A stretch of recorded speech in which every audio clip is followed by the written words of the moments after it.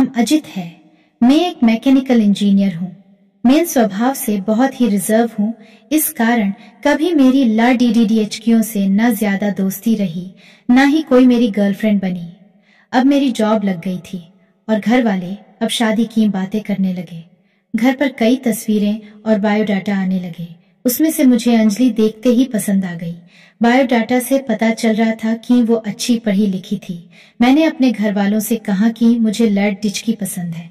हम लोग अंजलि के घर उसे और उसके परिवार को देखने गए। फिर जब अंजलि चाय लेकर आई तो वो मुझे उसकी तस्वीर से भी ज्यादा सुंदर लगी। खुले बाल और हल्के नीले रंग की साड़ी में वो बहुत ही सुंदर लग रही थी। फिर घर वालों ने हमें एक कमरे में बातें करने भेजा। कमरे में वो चुप थी।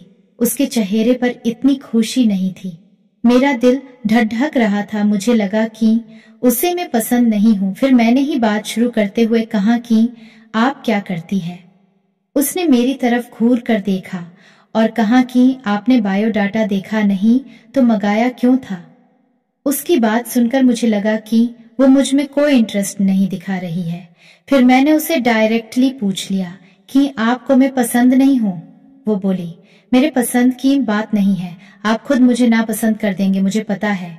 उसने कहा, अभी मैं आपको ऐसा कुछ दिखाने वाली हूँ कि आप वो देखते ही आप शादी के लिए मना कर देंगे। आपसे पहले 2 को दिखाया, उन्होंने भी देखते ही मना कर दिया। यह कहकर उसने अपने खुले बाल जो पीछे थे उनको आगे किया। इतने में ही कमरे के बाहर से आवाज आ गई और उसकी माँ कमरे में आ गई।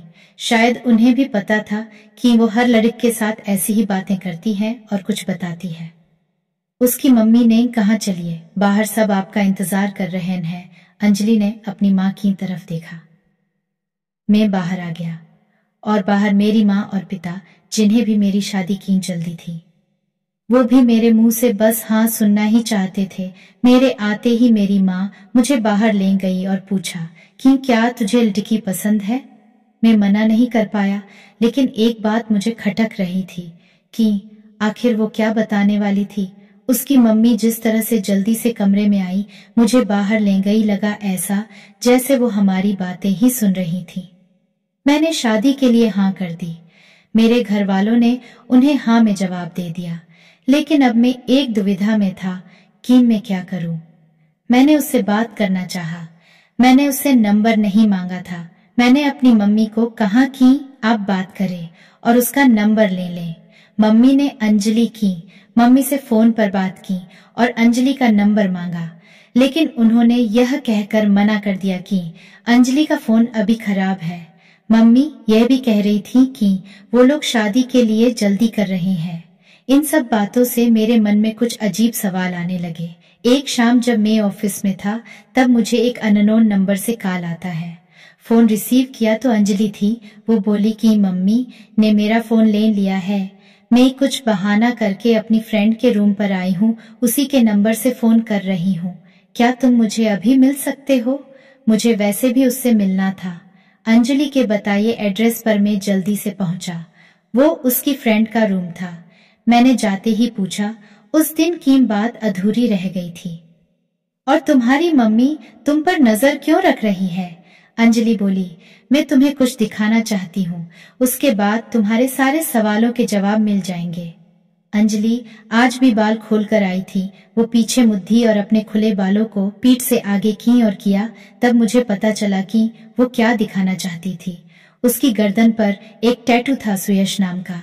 अंजलि बोली कि मैं एक लड डेड डेके से प्यार करती थी और हम दोनों शादी भी करना चाहते थे। मैंने उसी के नाम का टैटू करवाया था।